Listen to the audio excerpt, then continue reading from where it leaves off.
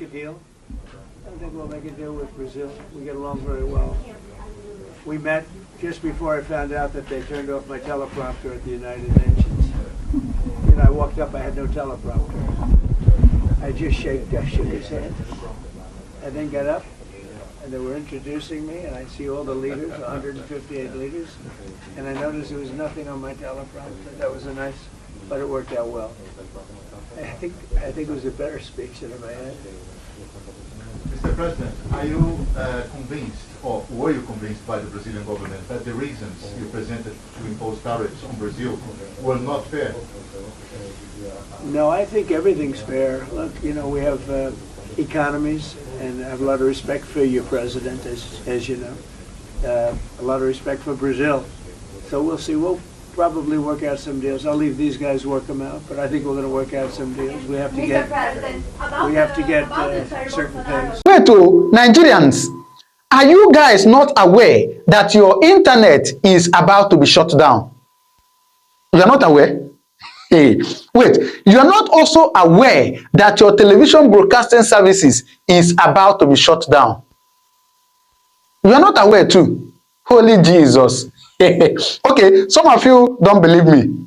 Yes, my mind is telling me that some of you don't believe me. But then, I beg you to stay with me, because this is a very important case, and we are going to treat it right here and right now. So please, I beg you to stay with me. As I've told you earlier, that whatever I tell you on this channel, and I didn't show you the evidence here, don't believe me. But if I'm able to show you the evidence here, you have no reason to doubt me. Right? So please, let's get down and see what is happening. Because water don't pass Gary for Nigeria. Please stay with me. Now, according to this news, it says China threatens to shut down Nigerian satellite over $11.44 million unpaid debt.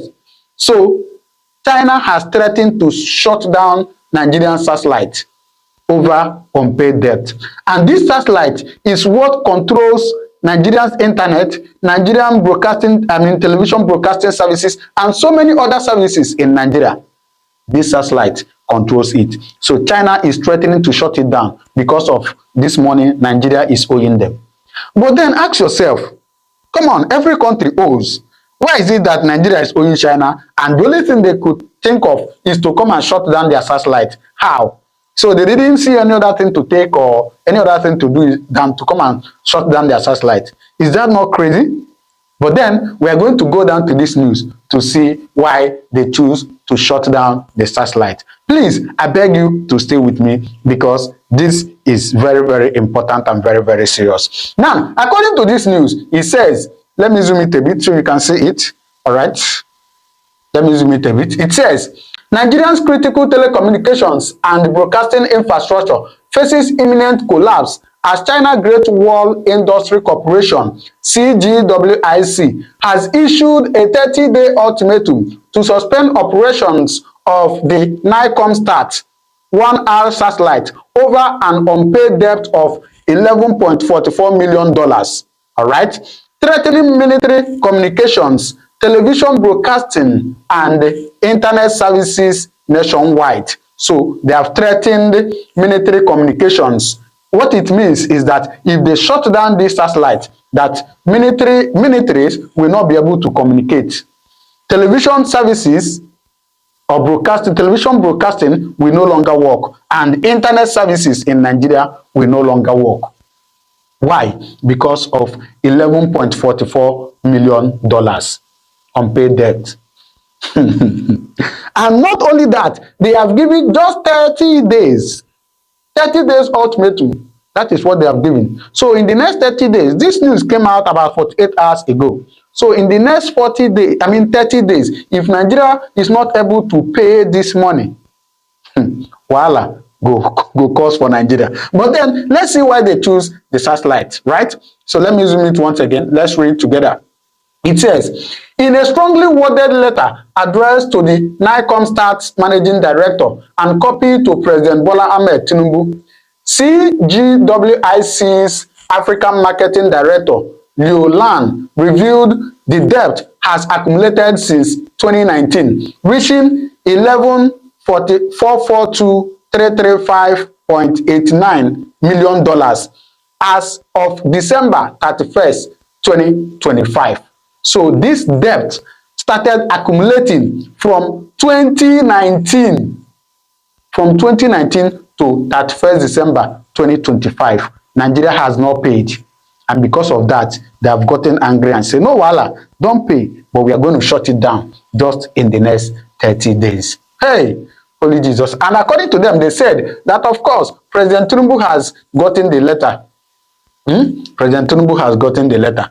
Anyway, let's go further. It says, despite providing essential telemetry, tracking and command, TT&C services from its catchy. Now, telemetry means it's just a kind of a technology that is used to keep record or to record, data from something, right? So they have also provided all these things so that they wouldn't say that China is cheating them. So China is saying that they have provided all the things that is needed for them to, keep tracking how the thing is going. But yet, they have failed. Nigeria has failed to pay. All right. He went further to say, China facility for 7 years without payment.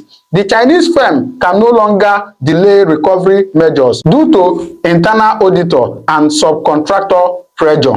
Right. So they say they can no longer, wait for this payment, that they have to take anything, they have to do anything that it will take for them to recover this money. All right.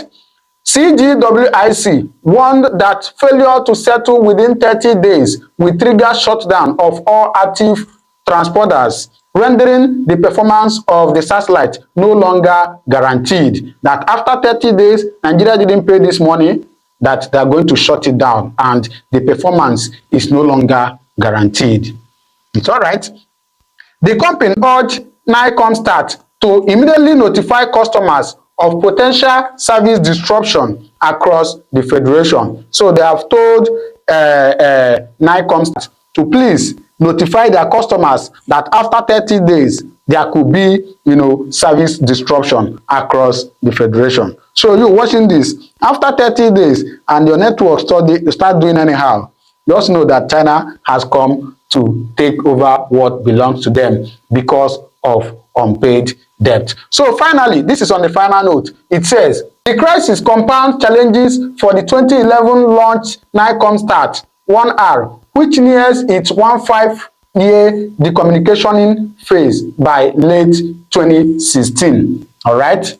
Notably, CGWIC had rescued the satellite from orbital collapse in 2019 through a management agreement that Nigeria has since defaulted on, despite the Chinese firm's earlier goodwill extension. So they are saying that, that they have rescued this satellite from collapse in 2019, and that was when Nigeria went into agreement with this Chinese firm. But then Nigeria has defaulted. But yet, out of the goodwill of the Chinese company, they have, keep managing with Nigeria, keep, their goodwill extension. They have, out of their good heart, they say, no, wala, we know you are going to do something. Till now, Nigeria has not done anything. And so their goodwill don't go. And their bad will now can't come out now. You don't understand? Nigeria, my country. All right, so he went further to say, NICOMSTAT head of corporate communications, Stephen Wender, confirmed receipt of the ultimatum, stating the agency is reviewing the situation and will issue an official statement soon. So, of course, the head of communication in Nigeria has said, yes, they have received the ultimatum and they are going to issue an official statement very, very soon. We are still waiting, right? The timing raises alarms as Nigeria approaches the 2027 election cycle, when reliable satellite communications become mission critical for security operation and national broadcasting. Of course, as we approach 2027 general election, this one they are talking about, electronic transmission of a result. If there's no satellite, how is it going to work? Wahala dey. It's all right. So on a final note, he says, this development exposes Nigerians' vulnerability in solving satellite management, highlighting chronicle underfunding of critical space infrastructure at a time when digital connectivity underpins national security and economic activity. All right? So this is what we are seeing as we approach 2027 general election. They are talking about network. They are going to cut down satellite. I beg, whoever knows this man should please go and beg him that they shouldn't do this. So this money they are talking about, how much? $11.44 million. You know, reach wetin Nigeria they spend for election. You know, waiting. You know, reach wetin state governors they spend. In fact, I saw a video the other day where Senate President Senate President Godswill Akpabio was saying that governors share 1 trillion and compare 1 trillion to $11.44 million. How much is remaining? So please, we want to beg the President Ahmed Bola Tinubu, please go and pay these people this money. I beg. You can imagine what happened when they shut down Twitter during Buhari's tenure. You remember what happened that time, right? So imagine where the internet is shut down. No internet. People go die. I hope you know. People go buy. So please, we are begging the president, whoever knows him or whoever that is close to him watching this video, should please go and beg him to pay this money. This money no reach wetin Nigeria they spend. $11.44 million. Waiting. It's a big money, but come on. How much is Nigeria? How much Nigeria they spend? Please do well to drop your comment, but then I'm going to allow you to listen to the analysis they gave about this, right? Drop your comment in the comment section. Please listen to them. Nigeria is a debt country. So what is the a begging nation? It shouldn't be a threat. We've owing a lot. Just read yesterday about why the power sector is having issues. It still boils down to debt. The truth about it is that it's quite unfortunate where we found ourselves, and I don't really know what this administration is doing. All the more concern is all about 2027, and a lot of things are going haywire in the whole of the nation. It's going to be a very national disgrace if our satellite is being shut down. It's going to be a terrible national disgrace, and I think that this agency in charge of managing our satellite, I'm trying to recall their name. These are the people who need to seek audience with the federal government with immediate effect. How much is $11.4 million? One person among all of them that has been stealing Nigerian money can easily pay it. The money they took from MFLA, they can use it to pay that. A lot of people, the money they took from Desiani, they can use it to pay up the debt. And these are corruption, because you know that you're supposed to be paying annually, yes, to sustain the satellite.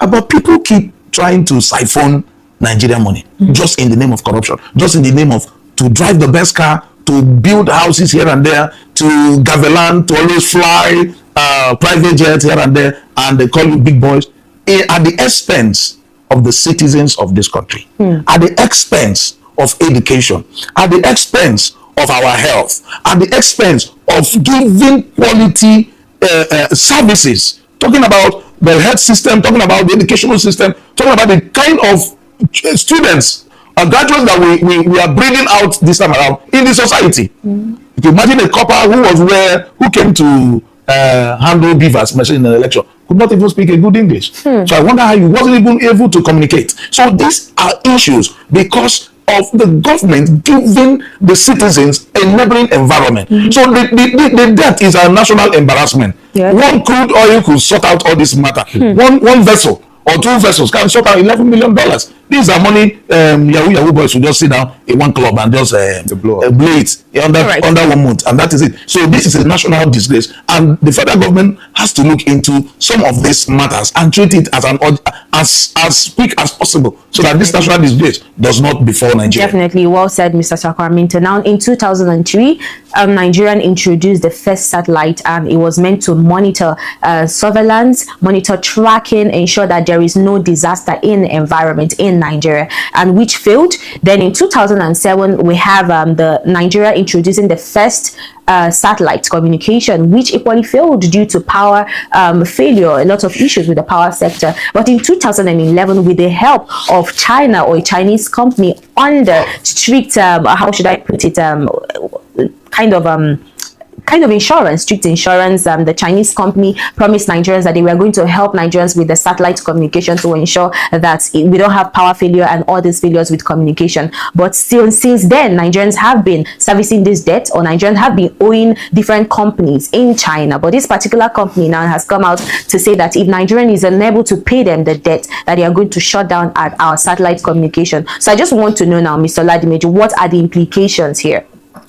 Thank you very much for that question, Ifeoma. But first, let us put this into perspective, that Nigeria is not owing China as a nation. There is a company in China, domesticated in China, called Chinese Great Wall Industry Corporation. And that is the organization that assisted Nigeria to build that satellite that we call the NiConsat 1H. Yes. Yeah, that is the satellite that we are talking about right now. And this accumulation, comrade, has been over 7 years. The debt that we're talking about is an accumulation of over 7 years. And the CGWIC have been warning, and I've been telling, pay up.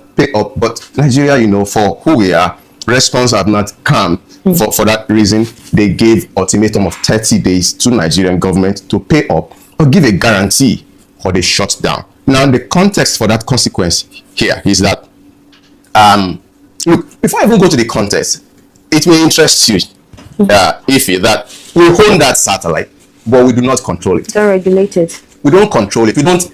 The operational management that we have here in in Nigeria, in Abuja, there has been down. I mean, the down tools. Now they are now leaving, even though the Chinese company is the one who manages maintenance and services of the orbital satellite. They are now also including in that service management, operational management. So Nigeria do not have control over this. And in consequence that you asked for, we are going to be having issues like our military and defense will be vulnerable. Some broadcasting stations will be vulnerable. You know, there will be some companies that will say, I mean, some broadcasting stations maybe will be affected and they would go down and they won't be able to broadcast. These are the consequences that we are having, unfortunately. And well, let me leave that. It's quite damaging. Now, coming to you, Mr. Sacramento, we've had this time of digital era, the 24th century, and we're still having issues with our technology and our satellite communication. Is it that Nigeria is not ready to move into the trajectory of digitalized economy, or do we still remain as far back as 1990s? It is integrity and corruption. Lack of integrity, corruption is the problem. You understand? You see, it is not all about creating offices. It's about being intentional about those offices you're creating. Yeah. NigerSat, what do they call it? NigerSat, yes. NiConsat, yes, exactly. Now, our satellite has failed 3 times before when we launched it. It failed 3 times then before the last one. And I think that was how when China came in to now manage the satellite. And you know, there is a lot of huge sum of money for you to launch. I know it took President Olusegun Obasanjo a lot to launch, that orbiter then into for us to be having perfect communications. But we are still crawling the way the nation is 60-something years old and we're still crawling. Now, the problem is that we don't have people who are intentional. You know, in leadership, people who places the posterity before their personal interest. Because if you know that posterity will judge you, take for instance, you know that once any single corruption is found close to your office, you are going to face firing squad. Yes. Definitely a lot of things would melt down. People will live upright. But since Idiabol decree was removed, they brought in EFCC. People now started seeing EFCC as a toothless bulldog. Now corruption started erupting and taking its place, balancing well. Now we started having executive rascality, where they do borrowings and it is not been used judiciously. Now, all the money that has been borrowed all through this dispensation, in as much as this bill is an inherited one, but government is continuous. Now, they should have looked into some memos that are on the table, like the chief of staff, who controls the memos that comes to the president, and look at the ones that are significant, the ones that are very, very paramount, that will cause us national disgrace, and bring it up to the president and say we need to act fast. Otherwise, we are going to have a very dangerous shutdown. And the president will now look into it and act. Now, this is past 7 years. This is an accumulation of debt. Means Buhari was owing Auto. We have the likes of Malami. So when they're prosecuting people like that, people should not say, why are they prosecuting them? Yeah. Because these are people who enrich themselves negatively. Seeing things that will benefit, because they say Nigeria has been designed for people to suffer. So it doesn't move them. They don't feel people's impulse. The way some good governors within the southeastern regions are feeling their people's impulse. So that is where the bulk of the problem, the issue lies. We don't have people. Integrity. Integrity is the watchword. Because so if there is people of integrity. We need people of integrity and people who are intentional. Yes. That says, in the next 2 years, I must fix 5 things that is affecting this country. Now that person stays focused to make sure that this thing is fixed. I don't know if you understand. Yes. These are the basic things, that this thing is completely fixed. Yes. All right. Well said, Mr. Saframento. Coming to you now, Mr. Oladimeji. 2 questions now. We've seen the president come out on social medias in different media settings to say that the economy is stabilized, that we're out of, the woods, that Nigeria is working, the reforms is working now. He's seeing the fruition now. So what happens to that particular statement of the president? That's the first question. And then the second question now, we have the new Minister for State Finance, Taiwo Yedele, now in the picture. And we had the Minister of Finance, Wale Edun. With these 2 people now that we have in the picture, do we see our fiscal appearance changing anytime soon, and which could aid in servicing the debts we owe China? Optics is all Tinubu and his gang dollars. All of those, public addresses talking about, both policies and the likes, they are all optics. And optics don't sort foundational and structural problems. Optics don't sort infrastructural problems. Look, it is important that we say this, that, look, your integrity is the baseline for intentions. When we have people in government that are without integrity, just like Comrade said, then there is no intention to do nothing. Because the only thing they will be interested in is their perpetuating government. And it rubs on the infrastructure, it rubs on governance. And let me add this on this first question that you asked. Look, all of the intangibles of government are the most important things in governance. Like the rule of law, like the intention to do, like the political will. These are the most important things in government. And to come to your second question with regards to the appointees of government. Look, sorry, Ifeoma. Yes. All the appointments that we've had till date under this very administration, under this very regime, is being about compensation. It's been about food for the boys. It's been about strategically positioning my people to make sure that I remain in power and I clinch 2027. All right, well said. Now, a particular kingdom platform, sees 244 in our comment section, say that APC failed, but Tinubu failed woefully. Now, let's examine this administration's run so far. What would you have to say about the power sector, the insecurity, the security sector, the healthcare sector? Just tie the stories together. Well, like I just said, the administration think they are doing enough. But I know that when this present administration took over from Buhari, they're going to face a lot of challenges, no doubt. Yeah. Because Buhari's team messed the whole system up. Talk more when MFLE used billions to print to mint. A lot of rascality, executive rascality was everywhere during Buhari's regime.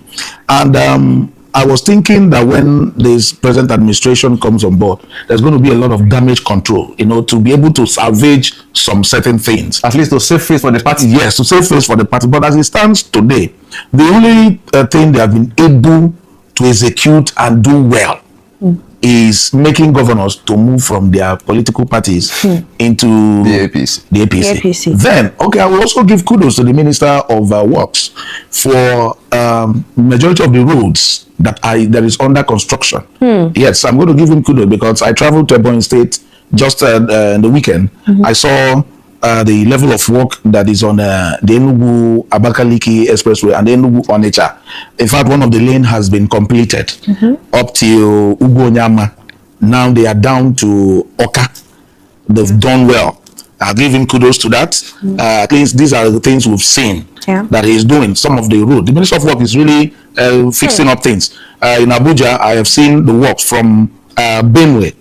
Benue work is effectively going. I guess a lot of people have contrary opinion. No, people do. No, I'm not saying. You asked the question. Yes, I will say what I have seen. Yes. It doesn't mean that when you now score the whole of the administration, you will now give them A. No, there are still people who are doing what they need to do. The other day we were here when the Minister of Interior visited immigration to change a long-time policy of keeping people unnecessarily. So you're saying now that the Minister of Work, Dave Umahi, is working? Yes, he's doing his work. Okay, Mr. Saladimeji. He's doing his work it doesn't mean he doesn't have his bad side. Okay. I'm not coming to his bad side. Okay. I'm talking about doing what he is paid to do. All right, Mr. Saladimeji. We're going to make a deal.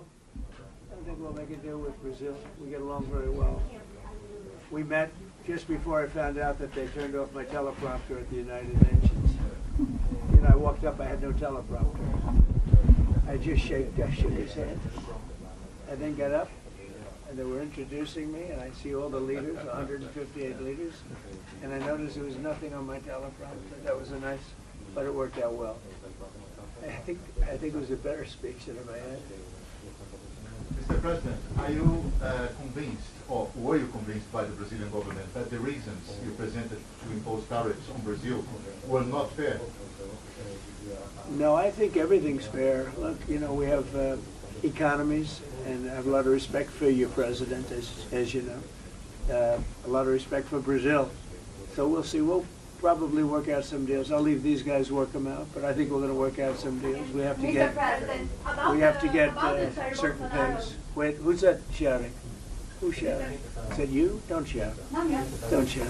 Who was? Well, first of all, let me just say it's a great honor to be with the president of Brazil. It's a great country. It's a big, beautiful country, and I think they're doing well. I think they're doing very well, from what I understand. And I think we should be able to make some pretty good deals for both countries. And I'm going to leave that a little bit to Jameson and Scott and Marco in different ways. Marco, less on the economic side. You could do it very well, but I don't think you'll have to. But I think we'll have. I think we'll be able to do some pretty good deals. We've been speaking, and I think we'll end up having a very good relationship. We always have had a good relationship. I think it'll continue. Presidente Lula, o senhor ficou satisfeito com o encontro, presidente? Olha, eu acredito que, primeiro, a imprensa vai ter boas notícias depois que terminar a reunião. I think the press will have good news after we end the Antes de meeting. começar a reunião, são só suposições. It's only assumptions before we start the O meeting. Brasil tem todo interesse de ter uma relação extraordinária com os Estados Unidos. como Brazil is manteve- highly interested to have an como extraordinary mantemos há relationship with the 200 U.S. anos. Não há nenhuma razão para que haja qualquer desavença entre Brasil e Estados Unidos. There's no reason for having any kind of conflict between O Brazil que and nós the temos U.S. certeza é que na hora que dois presidentes sentam numa mesa I believe that when two presidents e sit cada around the coloca table o seu ponto de vista, and each one raises their viewpoint, cada coloca os seus problemas, a And their tendência problems. natural é você encaminhar para chegar a um acordo. and then we can forward to reach a deal afterwards. E eu estou convencido, eu disse antes de chegar aqui, And I am Eu convinced, estava and I said before I otimista. came here, eu estava muito otimista com a possibilidade de nós avançarmos, sabe, na manutenção da relação mais civilizada possível entre Brasil e Estados I was Unidos. very optimistic E pretendemos to manter. advance the relationship between Brazil Eu não and sei the se o US. presidente Trump vai ter tempo, mas eu tenho uma I don't know longa if pauta para President discutir Trump com os Estados will Unidos. have time, but I have an É agenda uma to pauta discuss with muito him. longa. Eu trouxe por escrito. I bought it in writing. Vou lhe passar a cópia da minha I'll give pauta you em a copy inglês.